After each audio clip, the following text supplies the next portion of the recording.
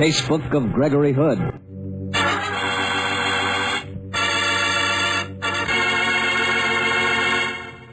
Tonight, the story of Murder in Celluloid.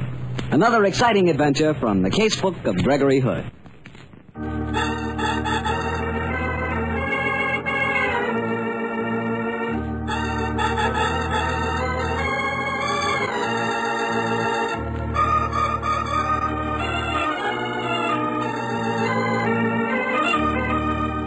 Well, it's Monday night in San Francisco, and we have a date with Gregory Hood.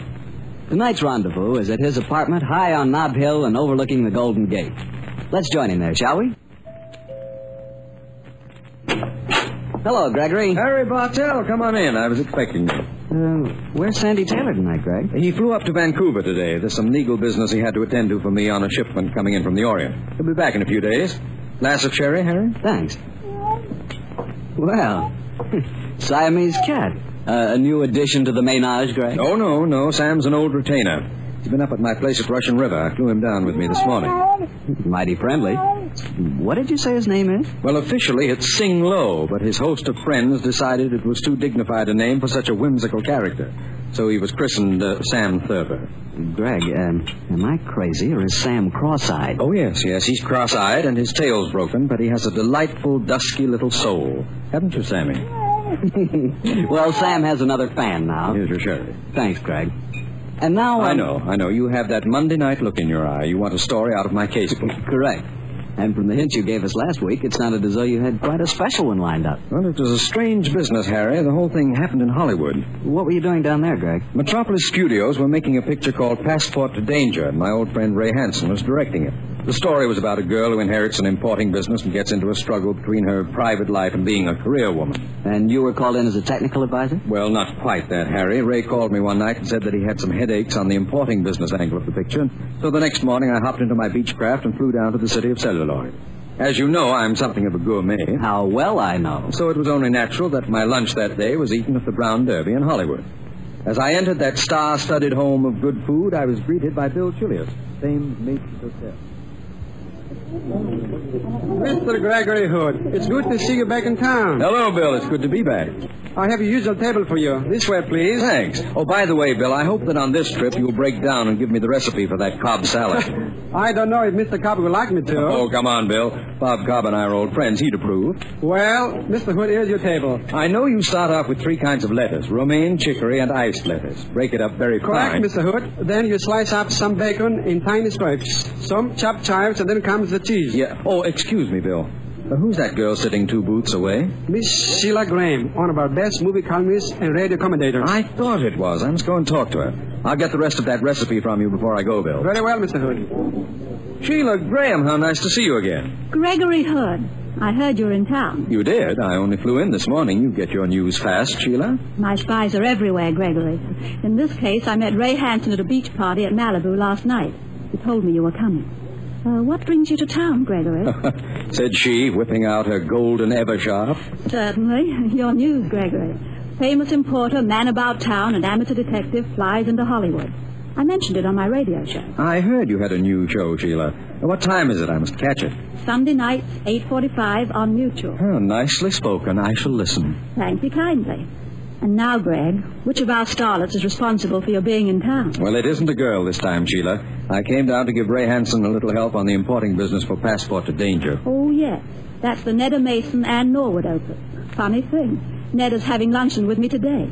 Have you met her? No, but I hear she's what is known technically, I believe, as a dish. A little too highly spiced a dish for my liking, but she's good copy. I did meet Ann Norwood. Isn't she sweet? I fell hopelessly and head over heels in love with her.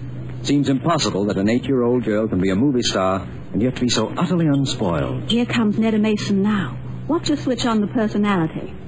Hello, Neda. Sheila, darling, oh, I'm so terribly sorry I'm late. They simply mobbed me for autographs. Do you know Gregory Hood? Oh. Miss Neda Mason. How do you do? So you're the famous Gregory Hood. Ray told me you were flying down. You're going to help us on the picture, aren't you? If I can. It's a marvelous script, and I've got a dream of a part. And Sheila, darling, the clothes. Oh, Adrian's designed me the most heavenly outfit.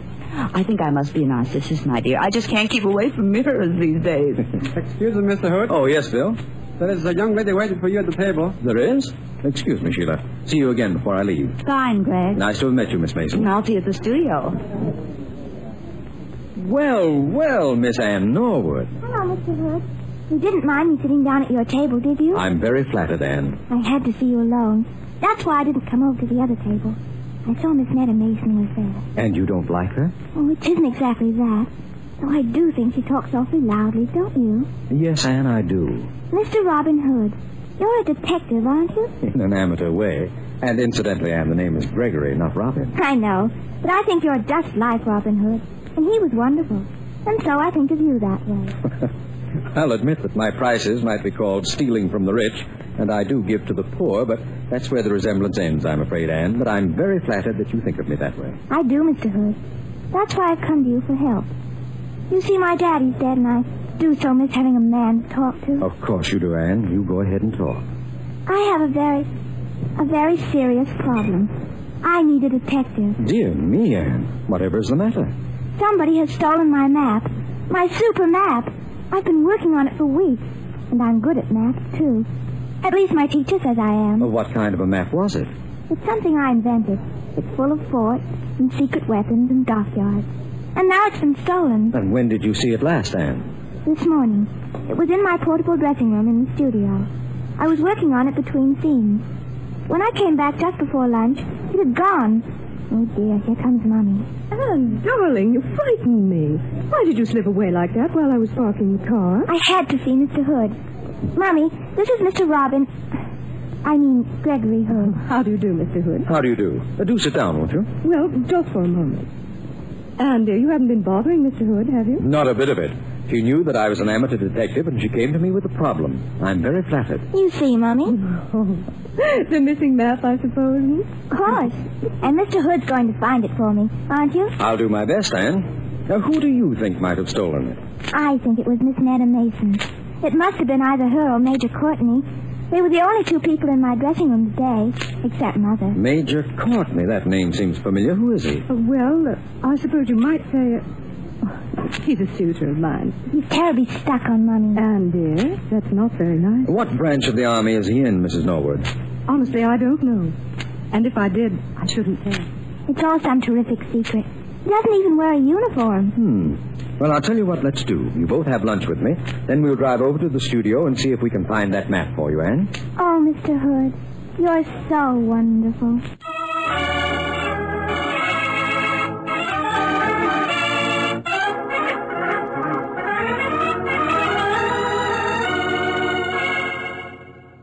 This is my dressing room, Mr. Hood. Do you like it? Very much, Ann. You don't think it's a little young for me, do you? Mother had it decorated. Ann, I think it's perfect for your personality. Clean and fresh and cool. Mr. Hood, you say the loveliest things. Are you married? No, Ann. I've always been waiting for the right girl. Keep waiting, Mr. Hood. She'll come along. I just know she will. Very well, Ann. But while I'm waiting, let's see if we can track down that map for you. Where did you last see it? It was on the dressing room table here. When you leave this dressing room and go before the cameras, do you lock the door? Always. Mommy never forgets. And the arrangement of the door and window in here is such that no one could have slipped in a hand through here or sneaked in and stolen it. Then it must have been Miss Netta Mason or Major Courtney. Yes, it looks like it. And yet, Ann, I can understand someone wanting one of your maps, but if he did, he'd ask you for it. He wouldn't steal it. But if the person, whoever it was, thought it was one of Major Courtney's maps, it would be different. Why would it be different, Mr. Hood? Your mother hinted that he might be in special service for the Army. You said your map had forts and secret weapon sites on it. Now do you see, Ann? Yes, Mr. Hood. And that'd mean Miss Netta Mason's a spy. Oh, goody. This is fun. No, darling. You mustn't go around saying she's a spy. I'm just dreaming up a very wild plot. The chances are that a gust of wind came through the window and blew your map out into the studio. Oh, no. I like it so much better the other way, Mr. Hood. Frankly, Ann, so do I. Come in. Hello, Ann, darling. Hello, Mr. Fremont. This is a very great friend of mine, Mr. Gregory Hood, Mr. Philip Fremont. How do you do? He's playing the lead in another picture on the lot. Say, Annie, isn't this yours? I found it on the studio floor. It's my map. It's my super map. Well, you see, Ann, it wasn't stolen after all. Stolen? Annie, did you think someone had stolen your map? Yes, I did. It's an awfully good map. I hear that you're an amateur detective, Mr. Hood. In an unobtrusive way. Why? Well, I was wondering where Annie dreamed up the idea that her map had been stolen. I guess you put her up to it. Do you? Well, it's a bad guess, Mr. Fremont. And my name isn't Annie. It's Anne. Okay, honey, don't get mad at me. I was just trying to be funny. Mr. Fremont. Yes, Charlie? On the set, please. Rehearsal of the next scene. Okay, Charlie. See you later, Ann. Nice to have met you, Mr. Hood. Goodbye. Mr. Hood, Yes, Anne? you know I'm sorry my map was found so easily. Why, dear? You won't detect it for me anymore. And I was having such fun. So was I.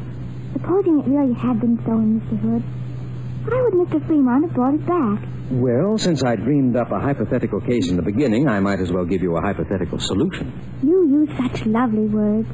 What does What does it mean, Mr. Hood? Well, I meant that we were still playing at let's pretend the map was stolen.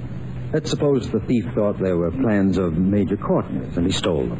When he examined them, he found they were harmless, so he threw them away.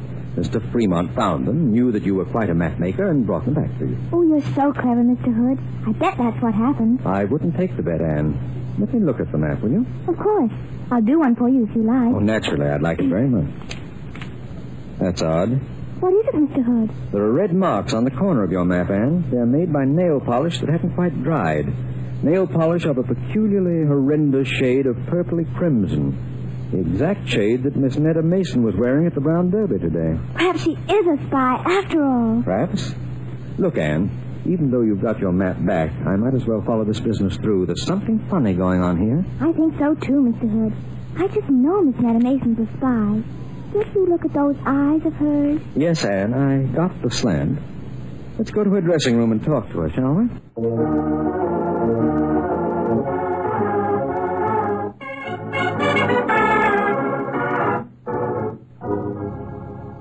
This is her dressing room, Mr. Hood. You better knock. I always knock, Anne. It's lucky. Oh. Hello, Mr. Latimer. It's my dream boat, Annie. How are you, darling? Mr. Lou Latimer. Mr. Gregory Hood. Glad to meet you, Mr. Latimer. Oh, just call me Lou. Say, you're Greg Hood. I know about you. You sell old hunks of ivory for big dough in San Francisco. And you're an amateur sleuth who can show up the pros. And you're a wolf in good standing. Listen, Lou, I also pack a mean left. Clean it up a little, can't you? Oh, little Lord Fauntleroy character, huh? Okay. Beat me to a pulp and call me Juicy. Get it? Pulp, Juicy? Don't overplay it, Lou. It gives me ideas. Character, huh? But deaf. Listen, I'm handling the publicity on this little super-duper colossal hunk of picture. I've got an idea. It'll slay you, Greg. I'm mortal, just like the next man, but I'll listen to it later. Right now, Anne and I want to see Netta Mason. Is she in her dressing room? Oh, deaf. She went in about half an hour ago, and I've been sitting here ever since, dreaming up ideas. Anyone else been in to see her? Natch. Philip Fremont, the alleged actor, went in. Also Major Courtney, the man of mystery. They've both left now, though. So, Anne, I'm going in alone. Stay here with Mr. Latimer, will you? Why can't I go with you, Mr. Hood? Well, you know how it is, Anne. You're a sophisticated girl. When you go to see a beautiful spy, you go alone. I know. It's just like in the funnies. Like if she was a dragon lady. You wouldn't want another woman like me along. That's right, Anne. You're very understanding. I'll be back in a moment. Character. Greg Hood is a definite character, but in dube. I love Mr. Hood. Why not, Annie? Oh, by the way, Dreamboat, I've got a terrific angle for you on this picture. Oh, no, Mr. Latimer. Not again. Oh, this one's a natural, honey child. We give you a big balloon, see? It has Passport to Danger printed on it. Now, passport spelled backward is Tropsap, see? No, Mr. Latimer. I don't see. Look, baby, Tropsap is the name of a cereal, see? Now, we'd get him to ask you why you're so healthy. And you say you always breakfast on Tropsap because backwards it spells passport. And that's in the title of your super-duper smasheroo. You get it, Annie? No, Mr. Latimer. I don't eat Tropsap. I've never even heard of it. I wouldn't tell a lie. A lie, she says, yes. Listen, honey child, you're not getting the point. It's a big balloon. Maybe we fill it up with hydrogen. But, you see, it's got this billboard on each side of it, see? And when they ask you... Oh, Anne. Hello, Mr. Hood. I'm glad you're back. Your mother left a message. She wants you to call her. She's back at the Brown Derby. It's quite important. Oh, all right, Mr. Hood. Wait here for me, won't you? Yes, Anne, I'll wait. What's the matter, pal? You look as if you'd seen a ghost. I have. Close the studio gates and send for the police. The police? What's wrong? Plenty. Miss Netta Mason's lying in her dressing room. She's been strangled.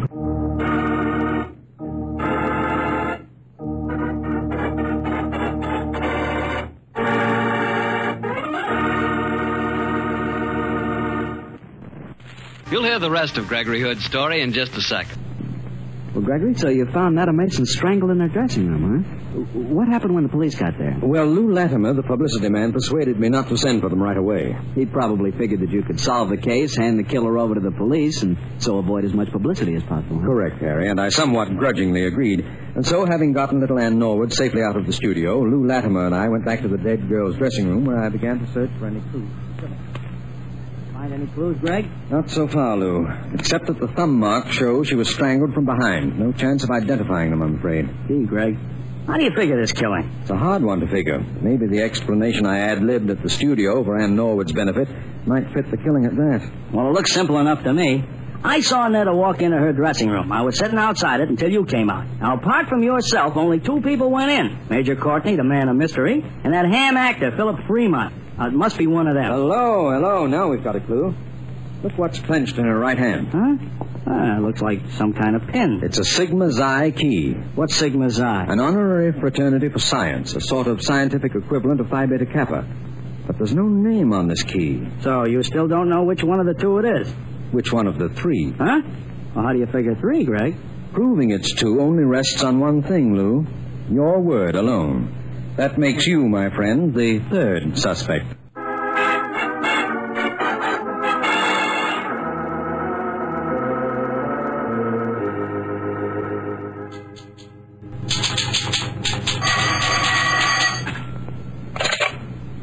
Sheila Graham speaking. Gregory Hood. Hello, Gregory. What's on your mind? I need some help, Sheila. Can you give me any facts on Philip Fremont's educational background? Yes, I can. I did a piece on him the other day.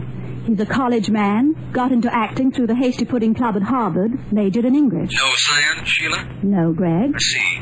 Do you know Lou Latimer, publicity man at Metropolis? Know him. He pesters me almost daily. Why, Gregory? Well, how about his educational background? Well, Lou claims that he graduated from high school.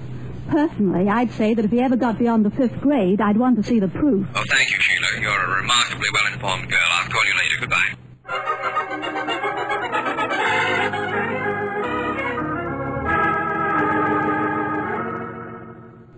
Mrs. Norwood, why did you bring Ann back here to the studio? I simply couldn't keep her away, Mr. Hood. Where is she now? In her dressing room, talking to Major Courtney. Oh, I'm anxious to meet him. Oh, well, come along then. Let's go in. Robin Hood. Where have you been? I've missed you. Well, I had a little business to attend to, Ann. I want you to meet Major Courtney, Mr. Gregory Hood. How do you do, Major? Hello, Mr. Hood. Ann's just been telling me about you. She's a rabid fan of yours. As I am of hers. In fact, I've quite lost my heart to her. Doesn't he say the most beautiful things? Major Courtney, I wonder if you and I could take a stroll. I'm most anxious to speak to you alone. Why, yes, I suppose so. I want to come with you, Mr. Hood. Darling, you heard Mr. Hood say that he wanted to speak to Major Courtney alone. Now, don't worry, Ann. We'll be back in a few minutes. Please don't be long. You're being very mysterious, Hood. I didn't want to talk in front of Ann. You knew about Netta Mason. Oh, of course. Mind if I ask you some questions? No, fire away.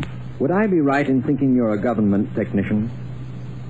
That's a question I can't answer, Hood. Then will you tell me if you studied science in college? Yes, I majored in it. Then doubtless you're a member of Sigma Xi. Yes, I am. May I see your fraternity key? But I don't wear it often. I don't know where it is right now. Look, Hood, I don't know what you're driving at, but I'm not used to being cross-questioned like this. Sorry, but I'm going on with it. Why did you call on Netta Mason in her dressing room this afternoon? That is none of your business. Then let me do a little guesswork, Major. I think you suspected Netta Mason of being involved in espionage activities. Perhaps she displayed too much interest in your briefcase and you went in to talk to her about it. Listen, Hood, if you must know, when I went into Netta's dressing room, I found her murdered. Found her or left her that way, Major? You're barking up the wrong tree, my friend. And if I were free to explain a few things to you, which I'm not, you'd believe me. Hey, Gregory, there you are. I've been looking all over the lot for you. How you coming? I think we're on the last lap, Lou. Tell me one thing. Sure, what is it, pal? Is Philip Fremont's picture shooting this afternoon? Oh, yeah, they're on stage 8. They're shooting a big gun battle scene right now. I just left there. You want to come over? Yes, Lou, I do want to. Very much.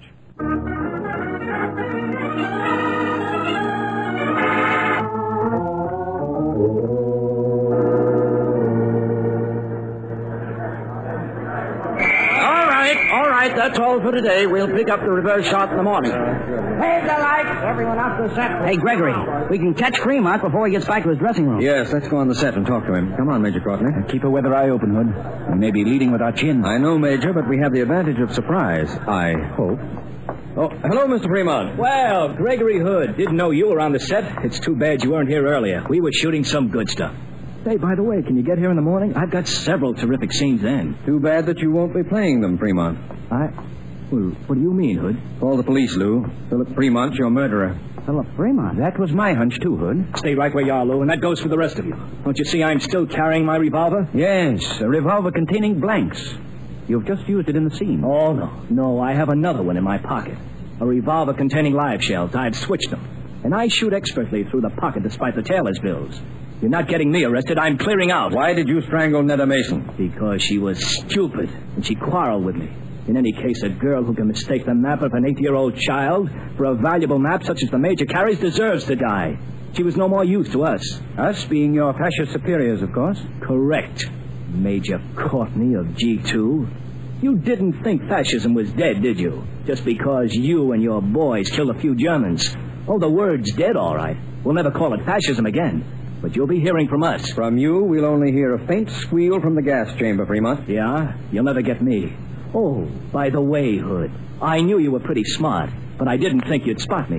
What mistake did I make? In leaving that Sigma Xi key in the dead girl's hand. Hey, but Greg, you said the key didn't have any name on it. Exactly, that was the point, Lou. Any genuine key, such as Major Courtney owned, has the name on it, doesn't it, Major? Yes, invariably. So the absence of the name suggested that it was a dummy key. You were playing a scientist in your picture, Fremont, and so you were obviously wearing a prop key to give authenticity to the part. Careless of you to let the dying girl wrench it off your watch chain in the struggle. Yes, wasn't it? I must watch blunders like that in the future. Gregory Hood, I don't like you. Gunfire's pretty common on this set, and I think I'll give you a little treatment. Fremont, you haven't a chance of getting out of this studio. You should know that. And think of the publicity it'll give us, Phil. It'll be terrific. It'll be fantastic. Shut up, Lou, you little rat. What do you say? Mr. Gregory ought to mind your own business, Hood. I'd say look out, above you. You expect me to fall for... Oh! It got him! A falling paint bucket. Oh, boy, knocked him out cold. Gee, but you're lucky, Greg. A fine detective I am, saved from being shot only by a freak accident. But it wasn't an accident, Mr. Robin Hood. Jeepers. Hey, look up there on the catwalk. It's little Ann Norwood. And, darling, how can I thank you? Take me out to dinner, Mr. Hood, and then we can go dancing together. Is it a date? Yes, darling, it's a date.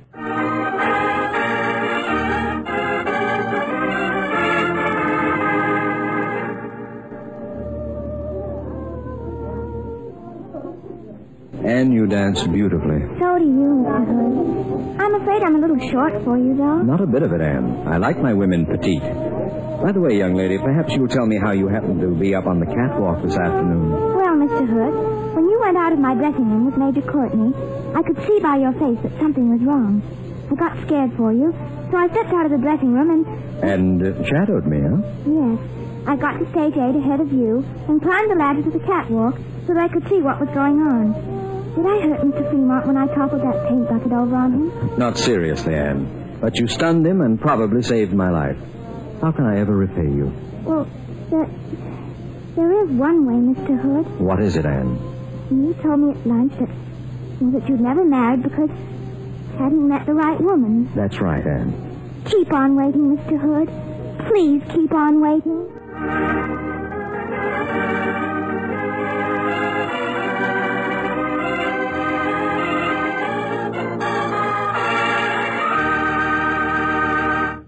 Greg, that was really a swell story, but what a detective you turned out to be. Why, Harry, what do you mean? I solved the case. What more do you want? Oh, I know, Greg, but to overlook the fact that gun might have real bullets.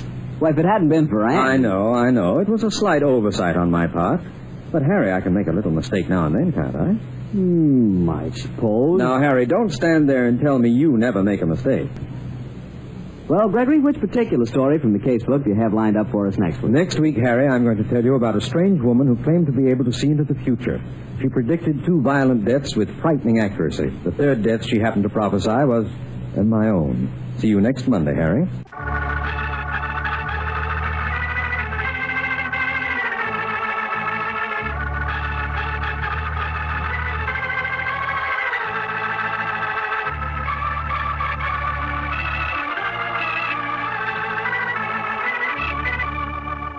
The Casebook of Gregory Hood is written by Dennis Green and Anthony Boucher. Original music composed and played by Dean Fossler. Gail Gordon plays the part of Gregory Hood, and Sanderson Taylor is played by Carl Harbord.